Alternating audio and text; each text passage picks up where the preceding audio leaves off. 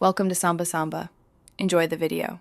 You start by selecting the right metal zip tie for load and environment. Stainless resists corrosion while zinc is cheaper. Once selected, clear debris and degrease the contact area so the head seats flush. This prevents slippage. Feed the tail into the head and pull with steady pressure until snug. You want contact without crushing the bundle. You do this because a properly seated head distributes load evenly and avoids cutting into materials when you tension later. Next, you tension and trim. Use a tensioning tool adjusted to the manufacturer's torque so you don't overstress the tie. This ensures consistent clamping force and prolongs life. Pull in measured increments, then inspect alignment and load distribution. If you see pinching or rotation, back off and reseat. Once proper tension is reached, cut the tail close to the head and grind, or file the edge smooth so it won't snag or corrode. This preserves safety and longevity.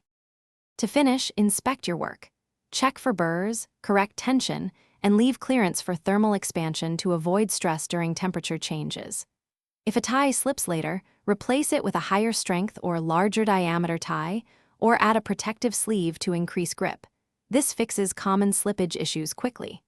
For rust problems, upgrade to 316 stainless or apply a protective inhibitor and retorque after cure. You do this because prevention avoids premature failure and improves safety. Thanks for watching. Consider subscribing if we helped you.